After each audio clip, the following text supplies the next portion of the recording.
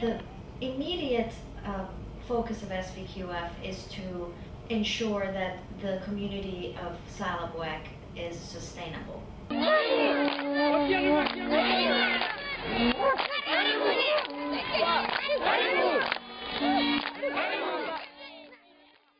What I realized talking to the people of Salamwek, I realized that they all want the same thing for their children that I want for my children. They all want education, they all want good health. They just want the same things that somebody halfway across the world wants for their own kids. Salamwek did not have any health care. They did not have clean water. There were no latrines.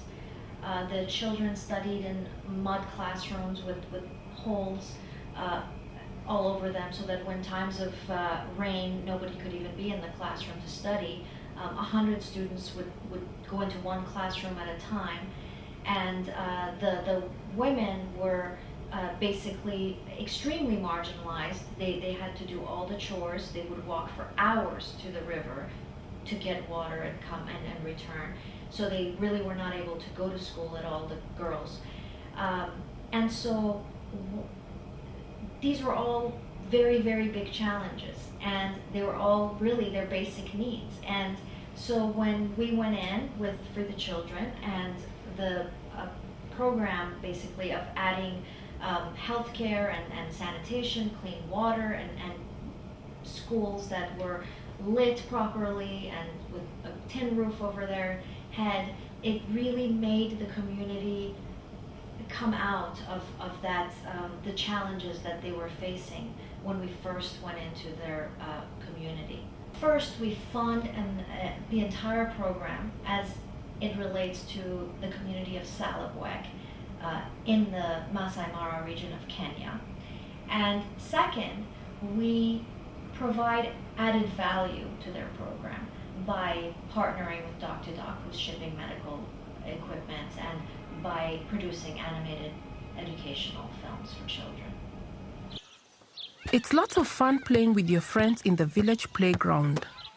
But did you know that there are lots of horrible germs and bacteria hanging around that you can't see with your eyes alone?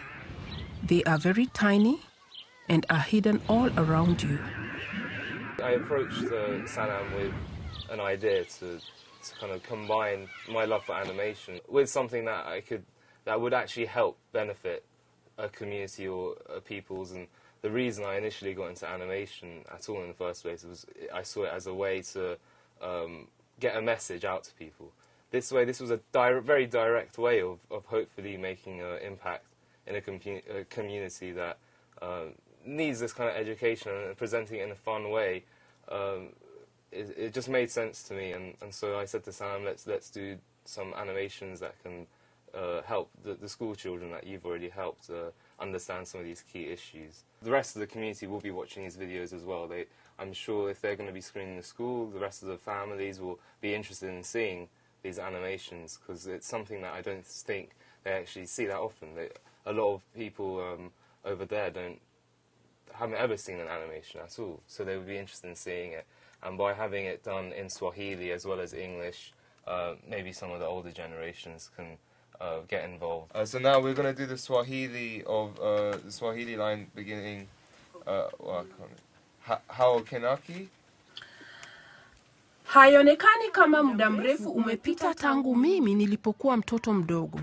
Mimi ni baadhi ya watoto wa kike wachache walioweza kubaki shule, wakati wasichana wengi walitolewa shuleni ili wasaidiane nyumbani na kaka zao wakienda shule. Okay. Habari. Now can you say mwalimu? Mwalimu. Habari yako.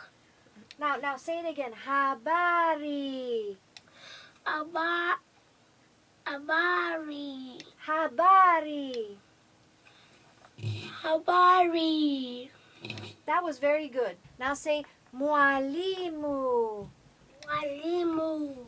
This would be like a classroom of children, so let's have like a few different takes of of Habari and Mwalimu and Leather. Habari. Habari walimu. See, that sounds great. That sounds like a classroom of kids for sure. Habari walimu. Watching the children of the community grow and learn and to help guide them in their journey is an honor for me. In producing these films, it was very important for us to check back with someone who's closer to the heart of the community that we're dealing with.